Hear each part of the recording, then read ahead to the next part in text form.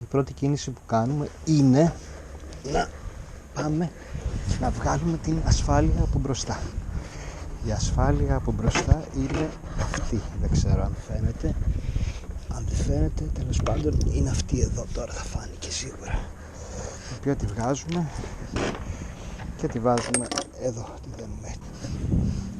Το επόμενο βήμα είναι να λύσουμε τον επίτονο ή το βαρδάρι, ανάλογα πως θες το λες, και να βεβαιώσουμε ότι είναι χαλαρός και δεν υπάρχει κάτι που να το εμποδίζει να τραβηχτεί. Γιατί καθώς θα πάει πίσω αυτό το πράγμα θα τραβηχτεί. Τώρα τραβάμε, αφήνουμε αυτό κάτω, τραβάμε αυτά εδώ, τα ωραία πραγματάκια που είχαμε φέρει, έχουν βραχεί από το πλύσιμο που κάναμε, και δένουμε το μέσα το δένουμε πάνω στο βίντσι και παίρνουμε, έχοντας επιβεβαιώσει ότι όλα είναι ανοιχτά, δεν έχουμε ασφάλεια, έχουμε λύσει αυτό και τα λοιπά, μπορούμε να λύσουμε, να το μαζέψουμε με το ηλεκτρονικό βίντσι, το οποίο κάνει αυτή την κίνηση. Ναι, κάναμε λάθος, δεν ανοίξαμε το από κάτω. Τώρα ανοίξαμε το από κάτω και βλέπουμε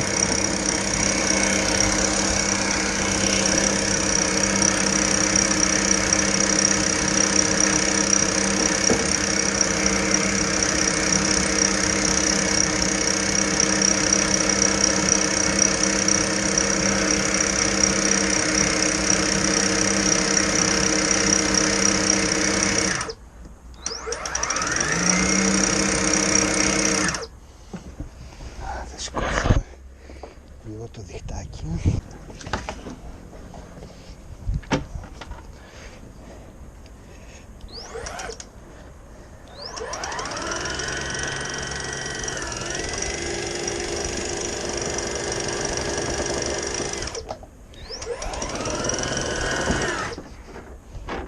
Και ήρθε μέσα κανονικότατα.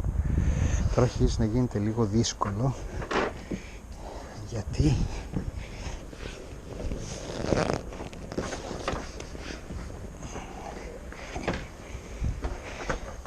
θα πρέπει να σηκωθεί το τέτοιο.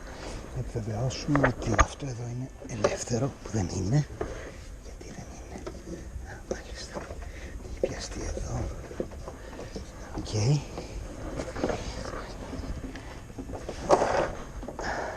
Με το. Και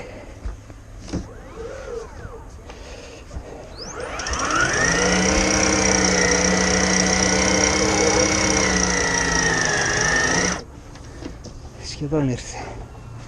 Τώρα μπορούμε να κάνουμε αυτό, το βάζουμε εκεί, πρέπει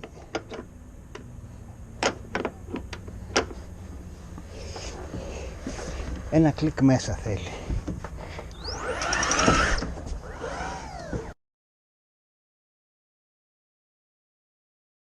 Μπορούμε